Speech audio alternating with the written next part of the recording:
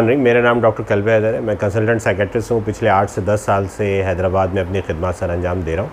हमारा यहाँ पे एक सरकारी इदारा है जिसका नाम है सरकावाज़ इंस्टीट्यूट ऑफ साइकेट्री, और मैं असिस्टेंट प्रोफेसर हूँ लियाकत मेडिकल यूनिवर्सिटी में। यहाँ हम बच्चों की और बड़ों की ज़हनी सेहत पे काम कर रहे हैं और 8 से 10 साल से हैदराबाद में अपनी खिदमत सर अंजाम दे रहे हैं। अच्छा, पाकिस्तान में ज़हनी सेहत, आलमी सतह पे भी ज़हनी सेहत की कोई सूरत हाल बहुत अच्छी नहीं है। जो आलमी हालात चल रहे हैं, कोरोना आया, उसके बाद इकनॉमिकल कंडीशन पूरी दुनिया में वर्स होती जा रही है। तो वैसे तो ये है कि दुनिया में हर 5 में से 1 आदमी को कोई ना कोई ज़हनी मसला है, या आप इस तरह कह लें कि 10 में से 2 को कोई ज़हनी मसला है। लेकिन पाकिस्तान में सिचुएशन बहुत ख़राब हो गई है। पाकिस्तान में 55 से 65% एंजाइटी और डिप्रेशन के मरीज़ हैं। इसके अलावा जो मरीज़ हैं जैसे शिज़ोफ्रेनिया, बाइपोलर, ये फिर बाद में आते हैं। लेकिन इसको और सादा अल्फाज में अगर आप कर लें तो हर 5 में से 2 लोगों को पाकिस्तान में कोई ना कोई ज़हनी मसला है। अब उसमें ये भी है, एक चीज़ और भी मैं बहुत अहम आपको बताऊं कि हर इंसान पाकिस्तान में, दुनिया में भी कभी ना कभी अपनी ज़िंदगी में किसी न किसी जहनी मसले से ज़रूर दोचार होता है और उससे गुज़रता है। हाँ, हमारी अपनी जहनी सेहत भी बहुत ज़रूरी है कि हम अपनी जहनी सेहत को किस तरह सही रखते हैं। तो एज अ साइकेट्रिस्ट हम जो करते हैं उसमें सबसे अहम ये है कि आप एक्सरसाइज करें, ठीक है, तकरीबन आधा घंटा रोज़ाना। अब वो वॉक हो, हल्की फुल्की वर्जिश हो, ठीक है, ये बहुत ज़रूरी है। दूसरा, आप रिलैक्सेशन करें, 15-20 मिनट सिर्फ अपने लिए निकालें जिसमें आप बैठ के गहरे लंबे सांस लें, डीप ब्रीदिंग करें, प्रोग्रेसिव मसल रिलैक्सेशन करें। वो यूट्यूब पे बहुत सारी वीडियोज़ हैं, आपको मिल जाएंगी। तीसरा सबसे अहम काम जो है वो ये है कि आप अपनी फैमिली को टाइम दें, ठीक है। जॉब जो है वो रिलेटेड है, यहाँ नहीं होगी जहाँ अल्लाह ने आपका रिस्क लिखा है, और जैसे लिखा है वो आप तक ज़रूर पहुँचेगा। जैसे मरने वाले तक उसकी मौत पहुँचती है, तो रिस्क आपका पहुँचा। रिस्क के लिए अपनी फैमिली को दाव पे ना लगाएं, इसके इकनॉमी के लिए या जॉब के लिए। फैमिली को टाइम दें, उनके साथ टाइम गुजारें, उनके साथ हंसी मजाक करें, उनके साथ प्रॉब्लम शेयर करें, उनको बताएं क्या हो रहा है, क्या होने वाला है, क्या हो रहा है। उनके साथ बाहर जाएं, उनके साथ टाइम स्पेंड करें। अच्छा, अब जैसे बहुत सारे लोग आपने देखा होगा पूरा हफ्ता काम करते हैं, तो एक दिन ज़रूर छुट्टी करें, वो पूरा टाइम फैमिली के साथ एंजॉय करें। उनको बाहर ले जाएं, उनके साथ और डिफरेंट चीज़ें करें, उनके साथ गार्डनिंग करें, पौधे लगाएं, कुकिंग करें और हेल्दी एक्टिविटीज़ करें। इससे आपकी ज़हनी सेहत पर बहुत अच्छे असरात पड़ेंगे। आपके ताल्लुकात एक दूसरे के साथ बेहतर होंगे, आप एक दूसरे को समझना शुरू करेंगे, आप एक दूसरे की मदद करना शुरू कर देंगे। Thank you. अच्छा, एक स्टडी हुई थी चाइना में कुछ 5-6 साल पहले, तो उसमें उन्होंने देखा था कि जो बच्चे या जो लोग 3 घंटे से ज़्यादा हफ्ते में मोबाइल इस्तेमाल करते हैं, उनका बड़ा नेगेटिव इम्पैक्ट पड़ता है बच्चों के रवैये पे भी, बड़ों के रवैये पे भी। तो स्क्रीन टाइम महदूद होना चाहिए, बस वही काम आप स्क्रीन से लें जो बहुत ज़रूरी हैं। इसके अलावा ज़्यादातर आप टाइम स्क्रीन के साथ ना गुजारें, क्योंकि बच्चों में ये देखा गया है कि ADHD, ऑटिज़म और बिहेवियर प्रॉब्लम्स बच्चों में, एग्रेशन, उनके अंदर चिड़चिड़ापन, गुस्सा। जैसे आप देखें, आप अगर आपके बच्चे को आदत हो गई है मोबाइल की और आप मोबाइल नहीं दे रहे अपने बच्चे को, तो वो आपसे लड़ना शुरू कर देगा, मोबाइल के लिए चीज़ें तोड़ना शुरू कर देगा। तो ये बिहेवियर प्रॉब्लम्स आते हैं, रवैये में तब्दीली आती है। इसलिए बहुत ज़रूरी है कि इससे डिस्टेंस रखा जाए, बस इसे ज़रूरत के तहत इस्तेमाल किया जाए। ये हर वक्त की इंटरटेनमेंट नहीं है। फ़िज़िकल एक्सरसाइज बहुत ज़रूरी है। जैपनीज़ तो सुबह उठ के सबसे पहला काम यही करते हैं कि फ़िज़िकल एक्सरसाइज करते हैं, वो चाहे 10 मिनट की हो, 15 मिनट की हो, आधे घंटे की हो। इसीलिए आप देखें कि जापान में उम्रें ज़्यादा हैं, 100+ लोगों की एज अमूमन होती है, और वहाँ वो कह रहे हैं कि बूढ़ों की तादाद बढ़ गई है। खैर, लेकिन हम जो कर सकते हैं, हम भी ये कर सकते हैं, 5-10 मिनट रोज़ ज़रूर निकाल के, 15 मिनट निकाल के वॉक, और कुछ नहीं तो जिस तरह हम वो स्कूल में PT और परेड करते थे वो कर लें, ठीक है, और डीप ब्रीदिंग कर लें। ये 15-20 मिनट बहुत ज़रूरी है। इससे ये होता है कि आपकी सर्कुलेशन इम्प्रूव होती है, ब्रेन की सर्कुलेशन इम्प्रूव होती है, आपके जो मसल स्पाज्म हो जाता है मुस्तकिल सोचने की वजह से, मुस्तकिल काम करने की वजह से, या गर्दन पे आप अकड़ाव महसूस करते हैं, कंधों पे भारीपन महसूस करते हैं, अकड़ाव महसूस करते हैं, ये सब कम हो जाता है। कमर के निचले हिस्से में आप दर्द, जो लोग बैठे रहते हैं, ज़्यादातर जिनका बैठने का काम है, उनको अमूमन ऐसा होता है कि कमर के निचले हिस्से में दर्द होने लगता है।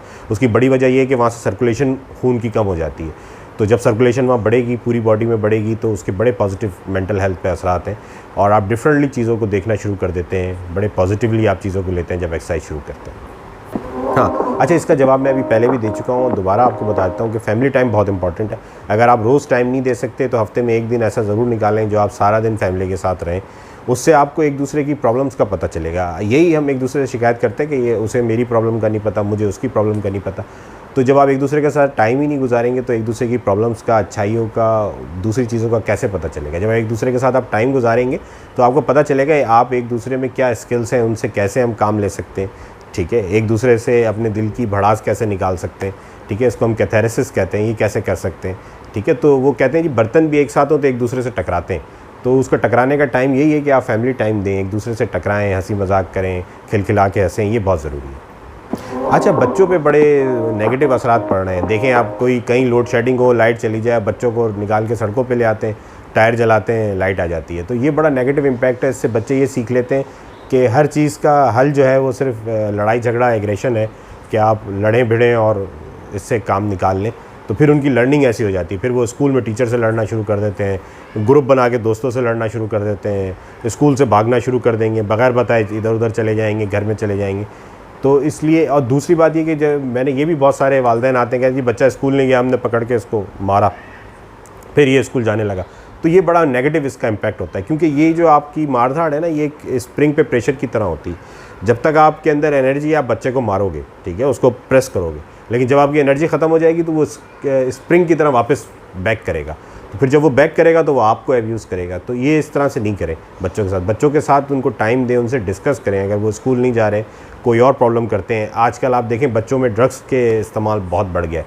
वो कोई ना कोई उन्हें ऐसा दोस्त मिल जाता है जो उन्हें दवाओं ऐसी उस पर लगा देता है, नशा व अद्वियात पे वो लग जाते हैं। तो जब तक आप उनके दोस्त नहीं बनेंगे, उनके साथ टाइम नहीं गुजारेंगे, तो आपको पता नहीं चलेगा कि उनके रवैये में क्या तब्दीली आ रही है। तो आप पता ही नहीं कर पाएंगे। जितना आप तशद्दुद करेंगे, एग्रेशन शो करेंगे, डांट डपट करेंगे, उतना बच्चा आपसे दूर रहता रहेगा, चीज़ों को आपसे छुपाएगा।